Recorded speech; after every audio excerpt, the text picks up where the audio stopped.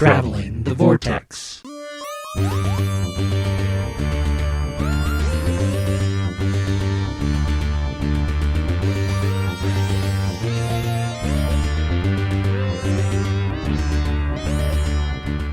We joined Romana and the CIA at the court of Rassilon in episode 523. I'm Keith. I'm Sean. I'm Glenn.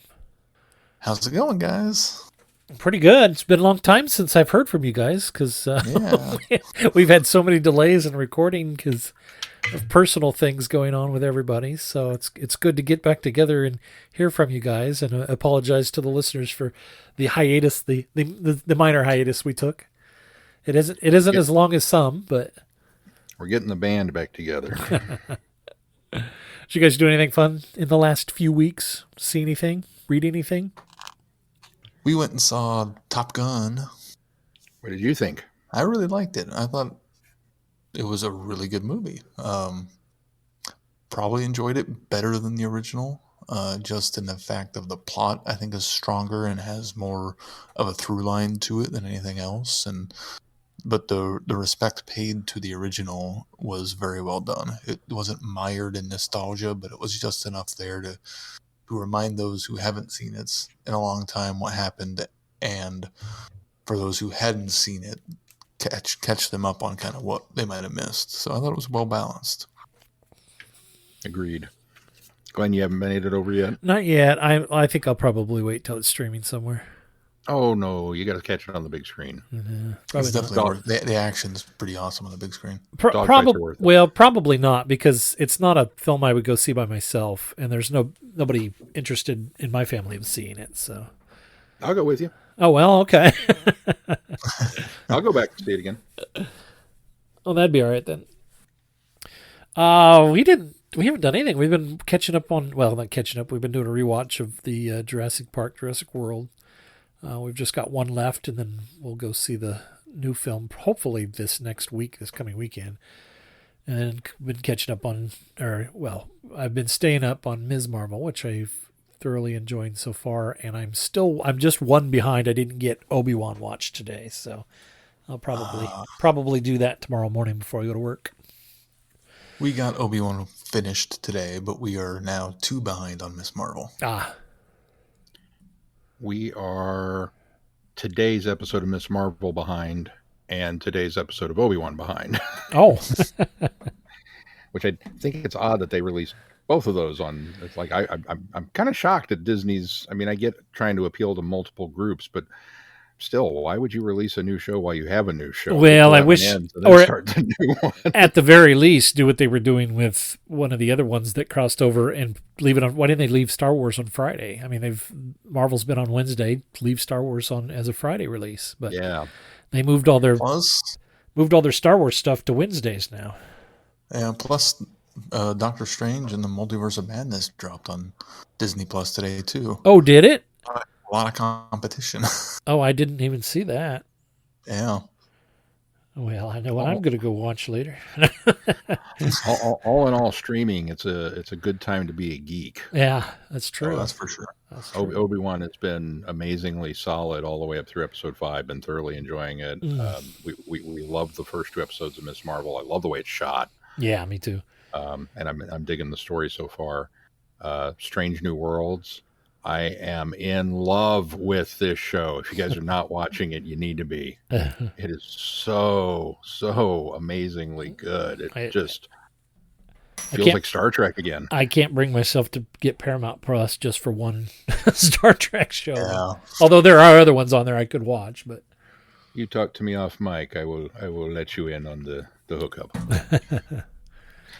And plus, the Orville is back. The Orville's back. It has been I've only good got the as well. first 2 episodes of that down. I need to catch up. Same. I need to catch up from past seasons on that. Although this is the last season, so it sounds like there's only 6 episodes too. Oh, is that right? In total? Mm-hmm. Yeah. I'll be darned. I think they're still hoping for more. Although I'm sorry. Go ahead. Oh, it's so long as Seth MacFarlane's still around for it, I'm fine with that. He has publicly said that he will make it as long as there is a demand for it. He is very much 100% behind the show, and even though he signed a new deal with wherever he's at, apparently Hulu is quite happy with it. And I don't know if you've noticed, but it's very apparent that they gave him a budget for this season. I noticed the episodes are longer. Yeah. I take it back. It's 10 episodes, not 6. So Okay.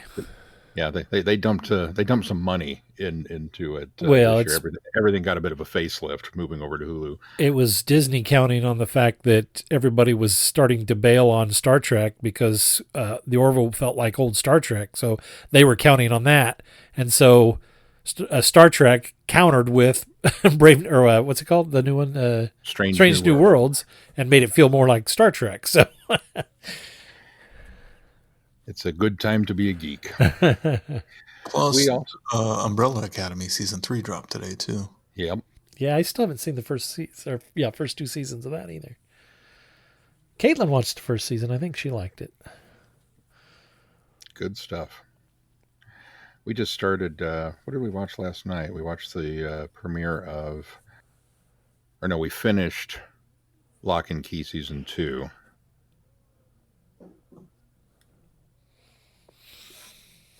And we are episode 2 of Stranger Things, season 4. So we're slowly churning that one out because we're watching that as a group, and I'm being forced to watch it 1 episode per week. Well, and that's coming out. The next half of that's coming out. Next week? 2 weeks? Something like that. Yeah, beginning of July. Yep. Well, we won't be ready for it by the time it drops. You won't get there. Huh? Yeah, that's next week, next Friday. Not this one, but the next Friday. Of course, there's only Lock and Key. We'll add Umbrella Academy and drop Lock and Key since it's done for the. We did get out and see Jurassic World 3, whatever, Kingdom. Dominion. Dominion. Dominion. Have you noticed that they didn't put the title on any of the marketing materials for it? It's just the poster with the logo. Oh, really? Have you noticed that? I hadn't noticed because I've seen it with the logo with it on there. So really, yeah. Take another look, because I have not seen Dominion anywhere. I mean, it's. I mean, at this point, realistically, you can get away with it because you just put the Jurassic Park dinosaur on there, and people are going to go, "Hey, cool, a new Jurassic Park movie." But yeah, it doesn't say Dominion on any of the posters. I'd say everything that I've seen has Dominion on it. Now I don't. Now maybe the posters in the theaters don't. I'll give you that, but all the marketing material on TV and the cups and everything like that are out, the Barbasol commercial, it all says Dominion. Maybe on TV then, because yeah, even the trailer, it just came up at the end with the logo, and it didn't say Dominion. Well, no, that's not true because we just watched the trailer last night. Oh no, nope, that's not true. We watched the TV spot, so it's on the TV spot. Must be on the TV spot. Which goes to my argument that it must be your argument that it must be just the TV stuff because yeah, At any rate, it is. I've seen varying degrees of reviews. Some people really enjoyed it. Some people are calling it the rise of Skywalker of the Jurassic Park saga. I think I kind of fall somewhere in the middle. I enjoyed it. I thought it was a fitting wrap up to things. It wasn't overly great. It was fine. There were a couple of standout action scenes that were pretty cool. The plot is still a little, muddled for, I think, what they were trying to cram into it with combining legacy characters and Jurassic World characters. But it worked for what it needed to do. And it's still miles ahead of where Kingdom was at. So that's a plus. I mean, it had to be better than the last one, right? Yeah. Oh, definitely. So, Yeah. but yeah, no, I mean, Mel and I both enjoyed it. Oh, good. And then we got to see Lightyear. Ooh, is that any good? It is. It's just a fun movie. It is just a cool little space adventure film. It's kind of one of those films that you wished Pixar would have done, 10 years ago. Just give me a cool sci-fi film, and they did. It's got some very nifty callbacks to the entirety of the Toy Story universe that you don't necessarily realize it until you see it, and then it's like, oh, that seems very familiar. You know what I mean? Mm-hmm. But it's just kind of a rollicking adventure sci-fi film. I think they made one misstep with it, but I don't know that I can necessarily reveal what that is without. I think I already know what it is. I got spoiled on it, but I'm not going to say either.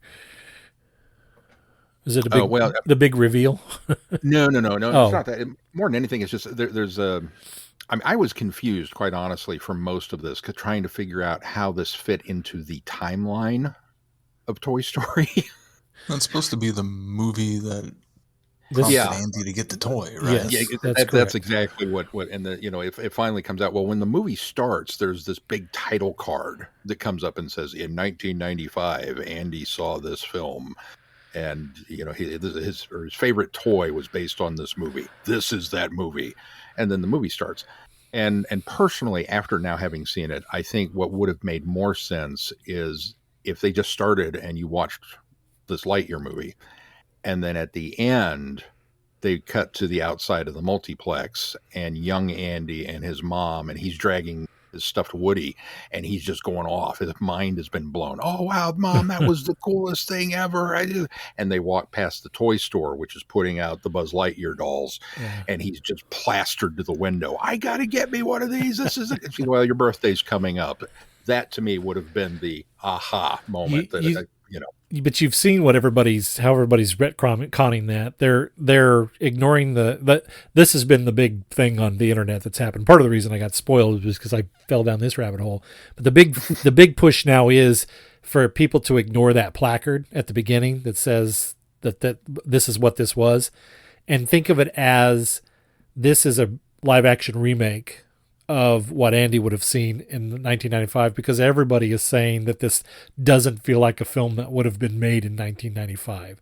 That they try by dropping some things in it that would have been maybe, anachronistic for now, but that this is like the live action remake of what inspired the toy. And their argument is the toy is too cartoony and goofy to be based on this really cool Lightyear film, and they dumbed down the aspects of all of this, and so it works better in being a remake of something that toy was based on.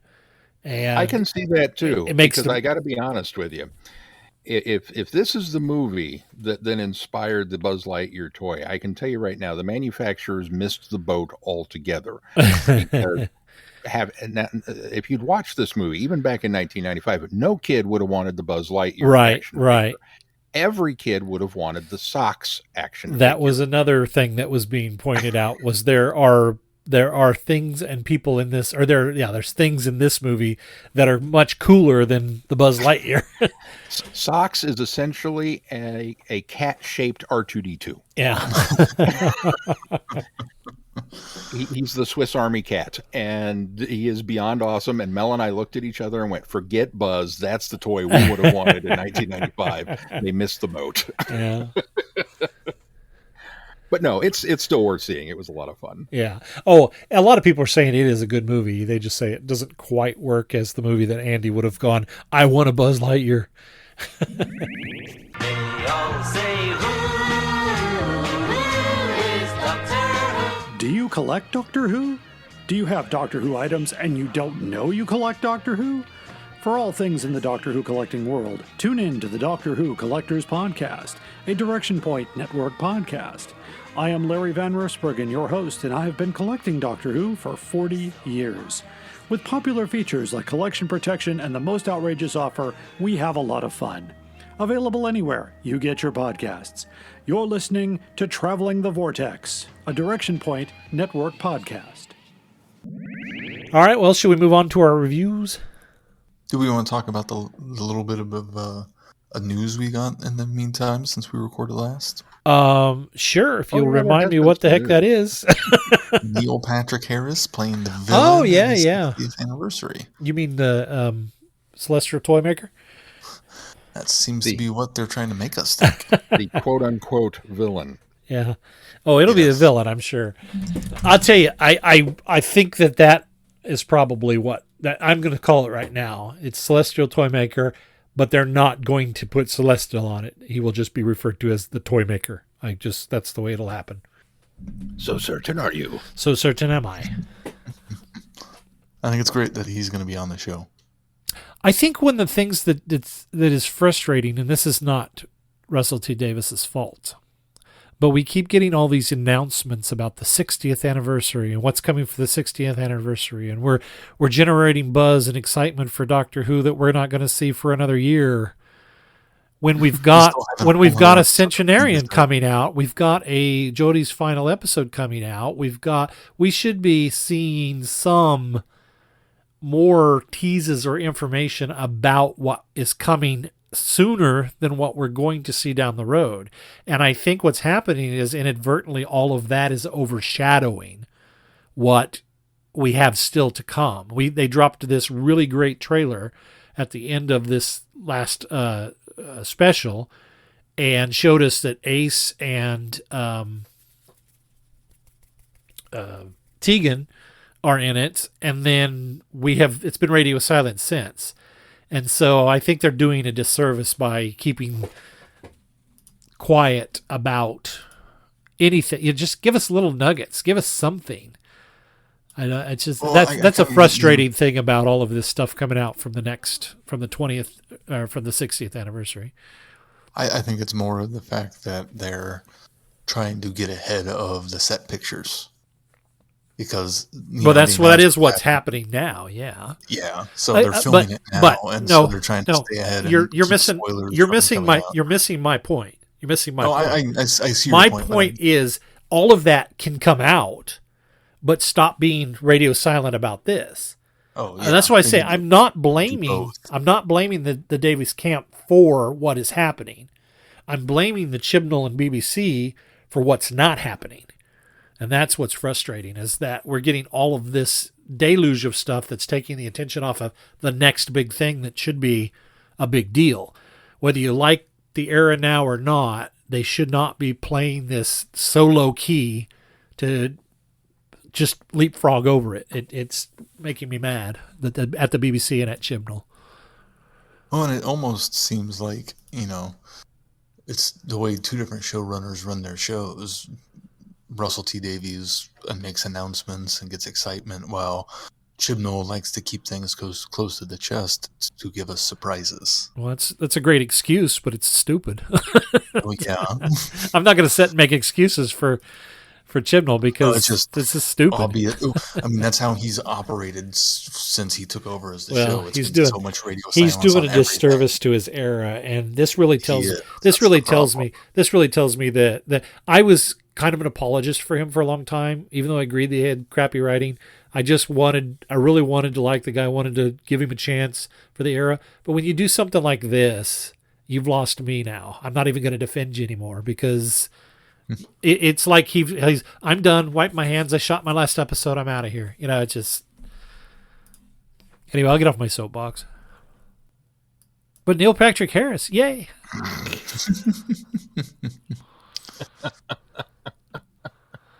We haven't really had a high-profile American actor star in Doctor Who, right? Not since Eric Roberts. Yeah, I guess that would have been the last one. I'm sure there was somebody, surely. I think most of them have been British. Well, there was no. Well, how about... I guess we had Mr. Big, the Donald Trump-like guy from series. Chris Knott. Yeah, Chris Knott. I guess we had him. He was fairly... Not as high profile, but yeah. He's no Neil Patrick Harris. No. I don't think we've had really a star the size of Neil Patrick Harris, like global. No, probably not. I mean, Ian McKellen, but he was just a voice. Yeah. And British. What? Ian McKellen's British? Since Last I checked. Hello, fellow time travelers, and welcome to the Doctor Who Target Book Club podcast, the only podcast to discuss, in story order, all the Doctor Who novelizations. My name is Tony Whitt, and every 2 weeks or so, I'm joined by a 2 to 3 person discussion panel, including our so-called expert who's been a Who fan since 1979. That would be me.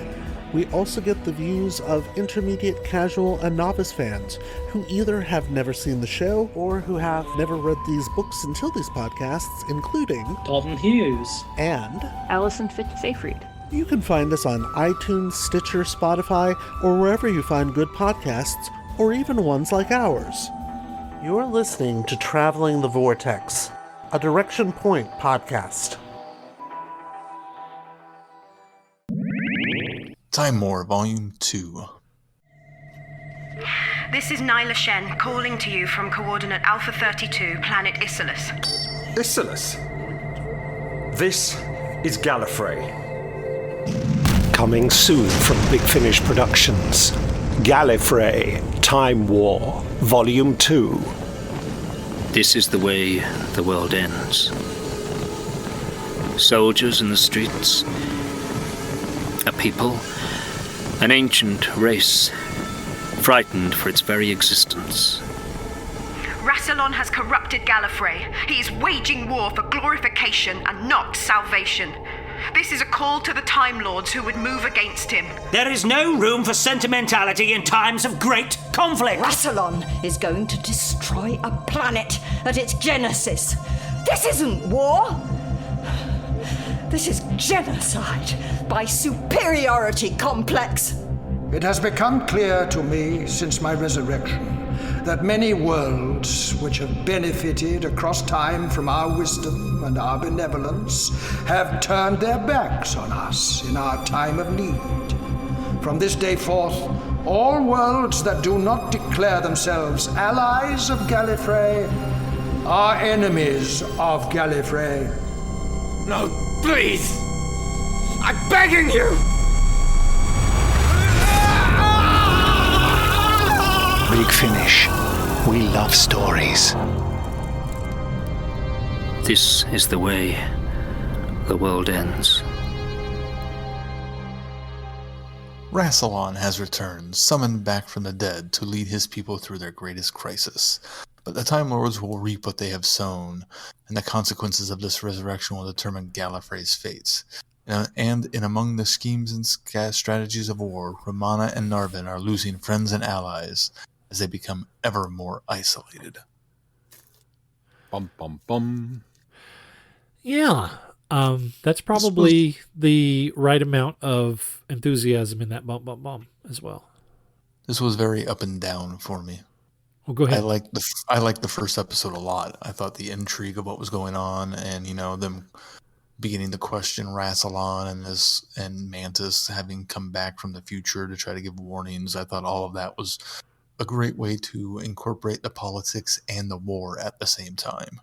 I thought it was a really good balance and got me very excited for the entire box set. I would agree. I liked it for those reasons as well. Mantis coming back was intriguing. I even sort of liked the political maneuvering that's happening. It's not usually my cup of tea, but it worked really well. I think the thing that disappointed me the most was we had the big cliffhanger of Romana being in trouble for communicating with the Daleks, and then it's all just pretty much summarily dismissed at the beginning of this one. And I understand why they did it, but and it's because where they end up with this particular box set, but it just felt like it was a little kind of shoved aside too easily. But besides that, I really enjoyed the story. I kind of fall on the opposite side of you guys. It was an interesting story, but I kind of think that this might have been the weakest one of the set. In that it was an okay start, but everybody was still too busy playing. And you know me, I'm all about the politics. I love that aspect of the Gallifrey sets. But everybody was too busy playing politics to really deal with the perceived threat of this intruder. I mean, we it's not just an intruder. I mean, let's focus on this, guys. We have an intruder in the capital. Okay, how frequently does that happen? not very. Oh, And when in the this doctor, box set, a lot. Yeah, I was in gonna the say, old days, at it least didn't more than happen once. often. And when it did happen, it was kind of a all hands to battle stations, kind of moment. You are in a state of war. You should have been much more freaked out by this, especially from the rationale that whoever this was essentially a Time Lord and therefore knew, what the protocols were and had access to the technology, and then apparently turned out was from the future.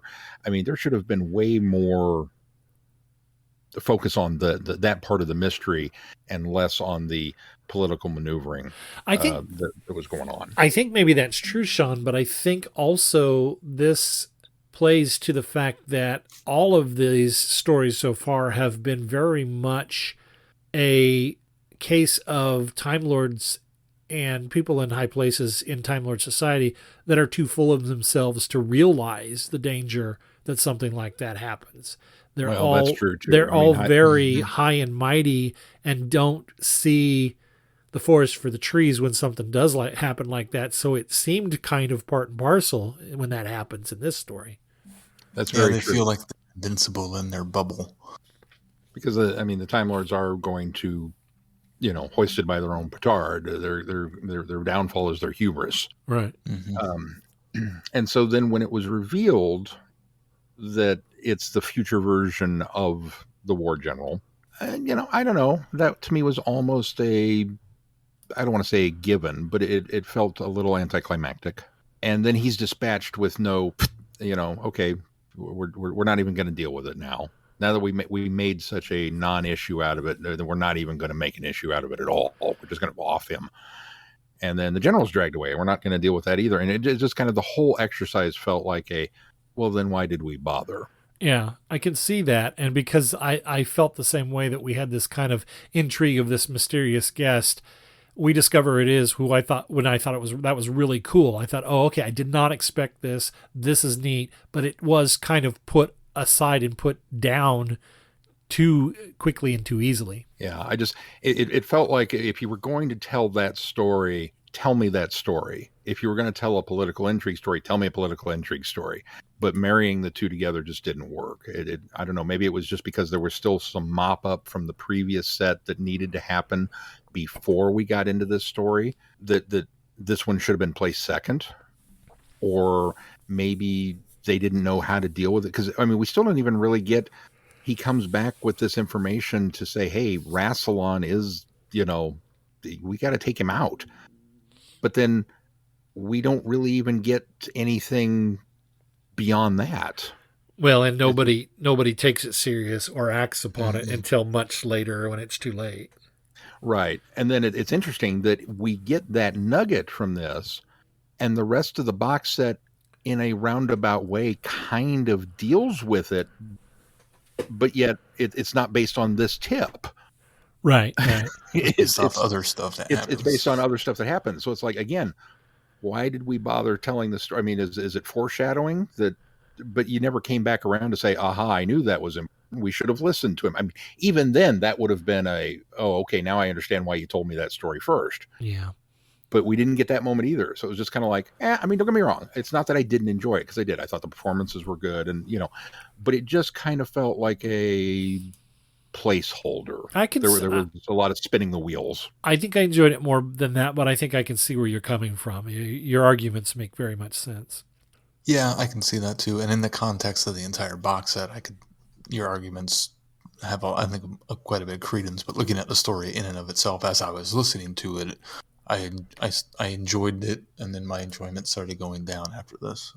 Yeah, I think it's the next one I feel is the weakest, and this is the one that I feel like sort of kind of spun its wheels, because we set up this planet that is sort of a asset to both sides of the war. Either the Time Lords have to get a hold of it so that the Daleks can, or the Daleks get a hold of it so that they can, continue to fuel their empire.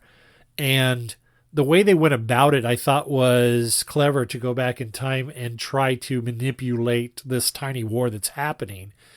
The problem that I have with that is they go to manipulate this tiny war that's happening, nothing gets done, and the fix is to put it in a stasis bubble as the last ditch plan Z effort, you know? So it's like there's a lot that they thought they were going to try to do with this, but it just becomes a mechanism to set up the following story. And so we've got an hour of who really cares right in the middle of this story.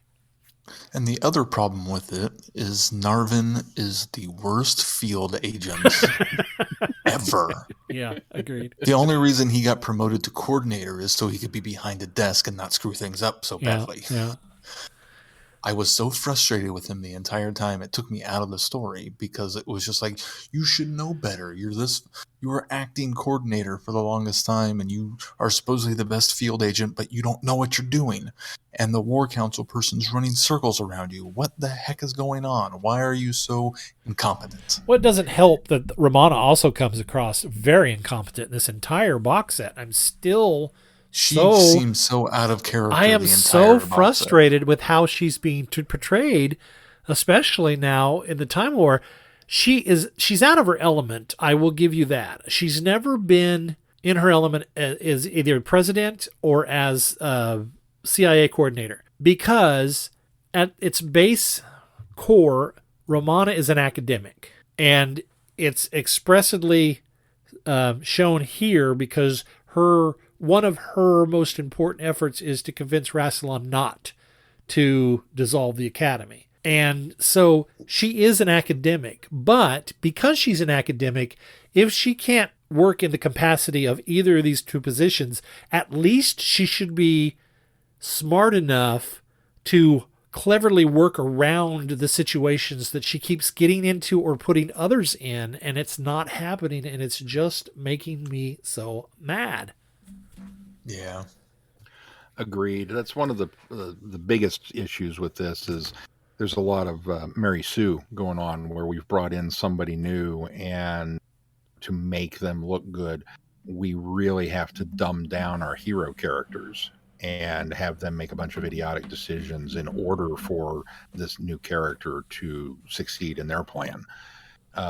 And it happens to Narvin, it happens to Romana, it happens to who's the young kid that I call him a young kid, but the other field agent who ran off to Eris. Eris, thank you.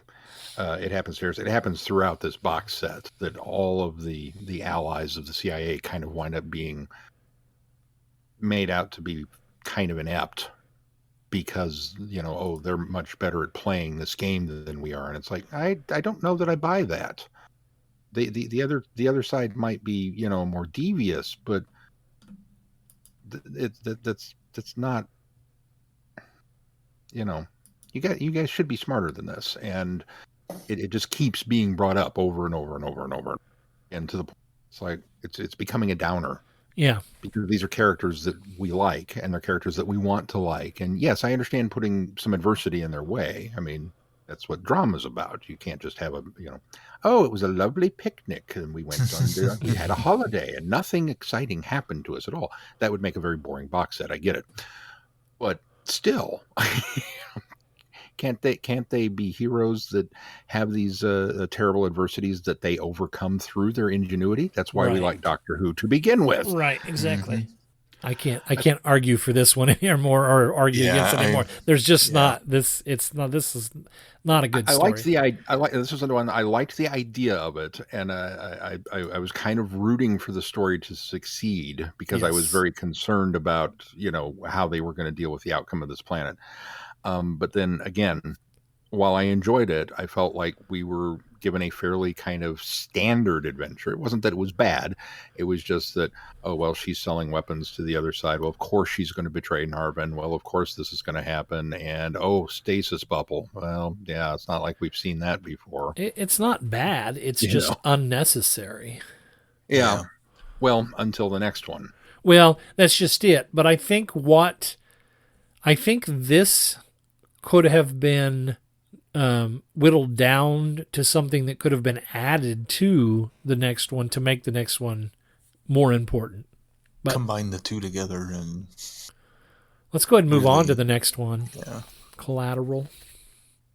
This is the best one in the set. I'll say it. I think I might agree with you on that statement. Tell me why you think this is the best. Let's see if I land in. Well, first of all, I was surprised that we brought the planet back. It seemed like, okay, so we put it in the stasis bubble at the end of the last episode, and you kind of think, well, okay, that's off the table now. Only to come back and go, no, we're not done with this calamitous pile of rock yet. There's these things that are circling overhead, and they're going to siphon up the oil if we don't get there. And Rassilon's all hot to trot to, you know what? Let's just nuke it. We're just going to take off, nuke it from orbit. It's the only way to be sure, which is very much a Rassilon thing to do. And so now the struggle is, well, you know, at the very least, let us organize an evacuation, which is a very Romana thing to do. Mm-hmm. Okay, so at least our characters are behaving like they should. You know, we've got that going for us. And as the stakes continue to escalate and it goes from nuking the planet to, oh, no. We're going to nuke the planet from ever having existed. Right.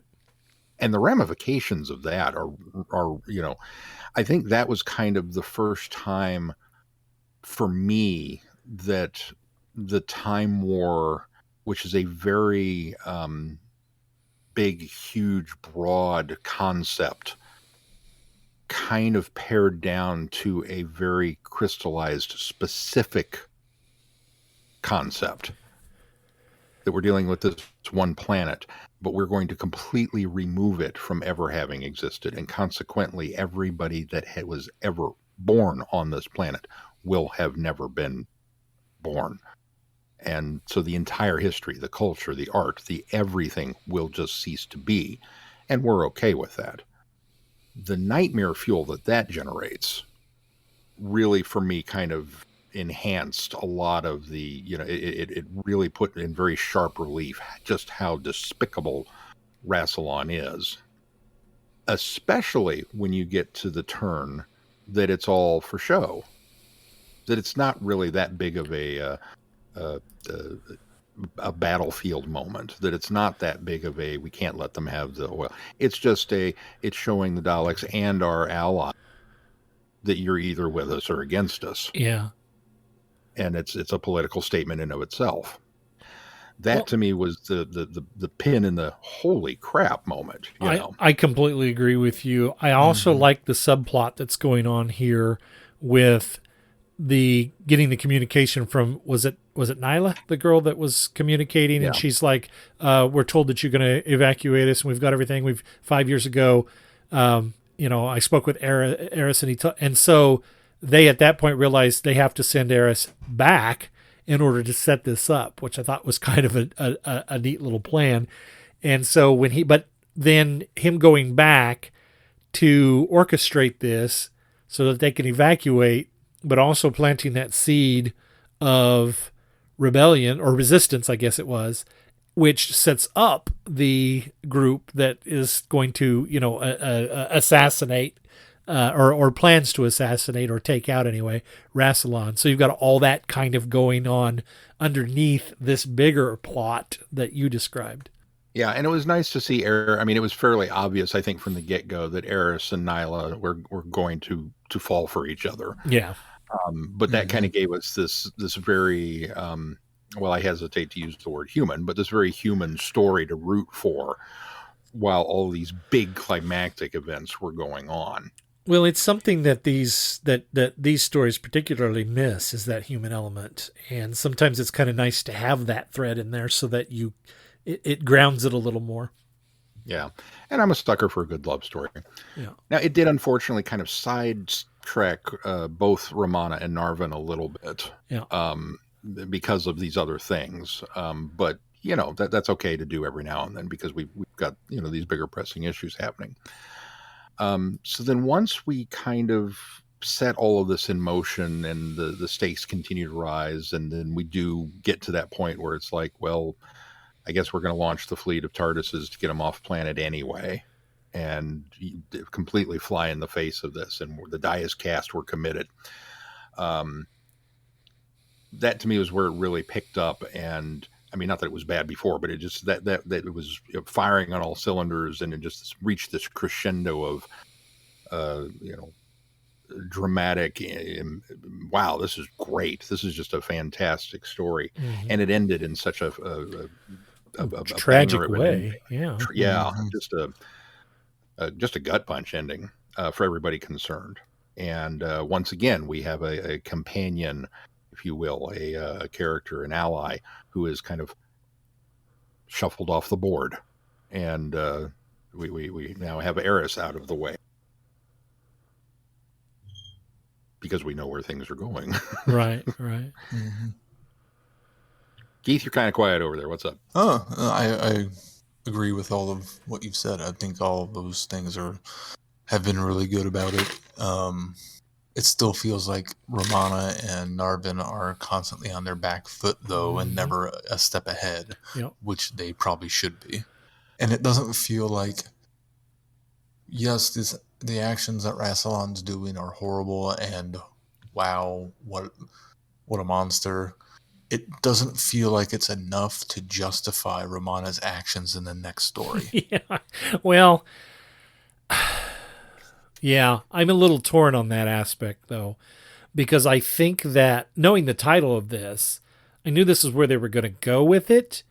I'm just not sure that I was comfortable with Romana being That's my problem. The steering the ship on this. I think that she should have been maybe the planner, the instigator, but I don't think she should have been the one in there marching in and laying it all out there on the table. I understand her motivations and I understand why she does it, but it just felt a little out of place and out of character for Romana. And I think that what I do like is the fact that even after Narvin's been promised or been bribed with these next extra, set of regenerations, that he at the last minute runs to her aid. So that was cool. And we get a little bit of this Romana forward thinking when her and, is it Nivea? Is that the former prime minister gal? When we find out that it's a bit of a double cross, but we don't realize that Nivea's in it until much later, and that the conversation that we got before, we ended up getting more of it later as they revealed it. So I thought that was cool, but then it devolves into this, we're going to assassinate Rassilon, so we just keep shooting him and keep shooting him and keep shooting him and keep shooting him, and he doesn't die and he doesn't die and he doesn't die and he doesn't die. And then it's like, okay, now this story has gone from megalomaniac dictator to almost deity-like being, and I didn't like that because I think that's what Rassilon ultimately is striving for. He's nowhere near that yet. And they haven't presented it in a way that he's achieved that. So to have that moment where it seems to be, at least that's the impression I got, is that he just won't die when she's trying to kill him. I had a hard time swallowing that. And then for him to get up and praise her because, this is like the old days. Well, okay, that probably is true. And that's probably true to form for Rassilon, who's insane, and that's how he came to power, or I guess that's how he kept power in the classic era. And so for him to say that just seemed really out of character for somebody that was just then trying to kill you. I guess maybe he says it from a point that he knew that he wasn't in any real mortal danger, so perhaps I can forgive that a bit, but it just seemed a little weird and convoluted at the end. I also just had a big problem with the entire premise of it, that Romana would even consider an assassination. It seems so out of character that she wouldn't try to come up with a different alternative than killing someone. Yeah, I'm okay even with it as if crazy and megalomaniac as he is. I think it's okay if it's a last ditch, there's no other options. But you See, don't I feel get, like she didn't explore the other options exactly. first. You don't get the impression that she had run out of options yet. Yeah, she hadn't tried to take him out of office in any way or shape or form. She's, yes, questioned him, but not openly questioned him or caused other people to start questioning him. I mean, there are so many different ways that she could have gone about taking him out of office and out of power before even trying an assassination attempt. Sean, you're being awful quiet this time. I was a little shocked when Romana and Narvin retire to the. All I could think of was the warehouse district on Coruscant where Darth Sidious hangs out. That's the image that really meeting with Maul or Dooku or anybody else that needs to. It was like, oh, this is totally what's going on. And I was in my head, I was already plotting how this conversation was going to go down.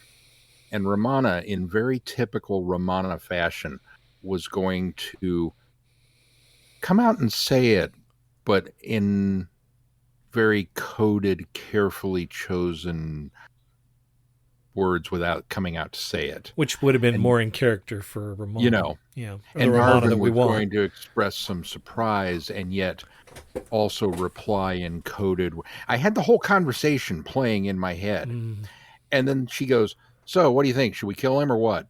Right. And the whole little constructed house of cards went and just fell in on itself. And I was like, what? And I had to stop it and back it up because it threw me so hard out of the story. And admittedly, part of that's my fault because I was off fantasizing about how this should have gone as opposed to listening to what was happening. But then hearing it a second time really was like, no, what are you doing to Romana? That's not how she'd handle this. I mean, I would like to think that I'd know how she'd handle this, and I don't think this is it. I as bad as things are, as bad as things have gotten, I don't think she would be the one to openly. She would hint at it, sure. She would strongly be okay with it, sure. But for her to be the one to say, so yeah, I'm going to go this way, and I think we should do it. And I brought my sniper rifle. Do you want to pull the trigger? Or, I mean, she was really kind of that. That was level my problem. That was my problem. It was too much. So then I had less problems with the way it was carried out because that felt a little more Romana, that she positioned herself in such a way to get close to Rassilon, to be in command of the situation, and then let other people take control of it. She didn't kill him. The assassins did. Right. So, and admittedly, based on the events of this whole box set, intruders have been getting into the Citadel for, months now. And nobody has been concerned about it. We tried to tell you, and you were too busy playing politics. So, there's an out there. And the fact that she kind of had this frenemy with the former prime minister, or with whatever it was. No, it is prime minister is the new title. Oh, she is. Yeah, you're right. That kind of worked for me. And Rassilon being nigh invincible, there's one dropped line where they talk about his defenses, and that just because he's the president and he's wearing the sash, that he's got this, that, and the other, that so there is kind of a techno babble reason why that's true. Stage hits are not killing him. You're right. It is implied that the sash is part of this like elaborate force field against their weapons, which really makes me wonder what caliber of weapon the Master used back in Deadly Assassin. Yeah, right. Either that or because of the Master being able to off the president, but they really have increased he also has protection. It's the sash of it's the sash of Rassilon. It's not the sash of whoever's wearing it. So Rassilon must have some power in it that everybody else that wore it didn't. That is also a possibility. But yeah, he's got force fields as well. So he's got all that, and okay, I'm okay with that. And then we get to the end, and he's dying, and he's taking forever to die. And I'm waiting for the regeneration because I it's like, okay, you've had your run. It's going to happen. It's going to happen. It's going to happen. And we don't get the regeneration in this story, which I was a little shocked at. I kind of thought for sure that we'd get the cliffhanger. Ta-da! Here's the new guy. But instead, he gives this. Well, that was glorious. I kind of miss the old days, having to fight for my life, and it's like fending off Omega, and I was like, oh, and I didn't know how to take that at first because it was not what I expected, and yet in a way, it's totally cool because it does very much fit in with what we think we know of Rassilon and the old days. And how ruthless he is. And I guess if, you were being threatened with assassination on a nearly daily basis, that's probably what made you that ruthless. You had to be. So there's an element of that or if you were that ruthless to begin with, you would naturally have enemies that would be coming after you all the time. But it seems to me that if somebody came after me, I would then be even more ruthless in dispatching them. But maybe because it's been so long since he had that challenge, he was feeling generous. I don't know. I don't know that I'd have let her live. But that's just me. It seemed like an odd... When you talked about Rassilon's regenerating, he does regenerate. Well, he's in the process. He's in a zero. Yeah. He's in the process of regenerating because Romana brings up the fact that they're going to make it a public spectacle. Yeah. So he is regenerating in this one, but he's dragging it out. Yeah. And he's like Tenet. I don't want to go. Yeah. He's also not going. I mean, the next guy to me is the Dalton version, but maybe more in between. Oh, is there? As I say, maybe there are more. Although we did finally introduce the gauntlet, so now we've got the gauntlet of Rassilon introduced, which is heavily used in End of Time. Yeah, I don't know. I didn't dislike the story, and in fact, as part of the overall arc, it was an okay story. I didn't dislike it or love it. It just had those little issues, and just hanging over it is consistently, as Keith said, Romana and Narvin feeling like they're on their back footing the entire time. Yeah.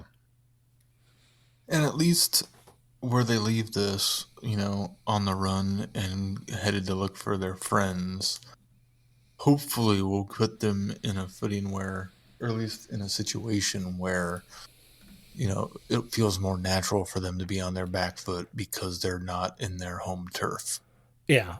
And I think that's what's frustrating about it is they're at their home turf. They're in the capital. They're in the Gallifrey. This should be when they're at their best and brightest, but they're just fumbling along the whole time.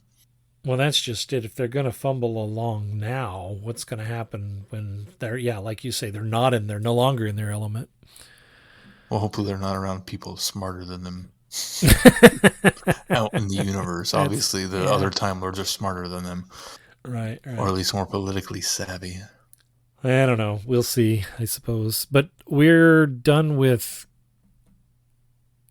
Gallifrey Time War, right? Box sets? No, there's still 2 more. Oh, that's right. 3 and 4 are in Act 3, so down the road a ways. All right, cool. Well, speaking of down the road, what do we got coming up on the schedule, Sean? Well, coming up on the schedule, we are still in the death throes of Act 1. So coming up next time, we return to the War Master. We'll check in on him with the box set War Master 6, Killing Time, and all 4 stories that it entails. And then we will wrap things up with Act 1 with the War Master 1, Only the Good, and we will do 2, 3, and 4 out of that box set because we've already done the first one. And then I think, did we decide, are we taking a break to cover Redacted? Yeah, I think after that we'll slip Doctor Who Redacted in there. And then we will take a break to cover the Doctor Who Redacted podcast. And Glenn, you're going to have to explain that because I'm still trying to wrap my brain around what it is. It's an audio drama. It's an audio drama that the core of it is it's three friends that do a podcast. But for the most part, it's just an audio drama with all of this things going on. And the podcast is really very much a very small part of all of this. It's just kind of the connecting threads. So, but it's a scripted audio. It is a scripted audio drama. Yeah. Gotcha. So we will be covering that in between Act 1 and Act 2 of the Time War. All right. Well, be sure to check out our website, travelingthevortex.com. And if you get any value out of this podcast, consider putting some value back into it. You can do that by clicking on the Patreon link there. Also, please consider giving us a 5-star review wherever you subscribe to the podcast. That helps bump us up in the ratings and recommendations, and make sure you join in on the conversation in our listeners forum on Facebook. Anything else we need to cover before we close this show? If not, until next time, I'm Glenn. I'm Sean. I'm Keith. Cheers. Good night, everybody. Be seeing you. Thanks for listening. You have been listening to Traveling the Vortex. Doctor Who and all of its associated programs are owned and trademarked by the BBC. No infringement is intended or implied. Direction point! Direction point! A Doctor Who podcast network.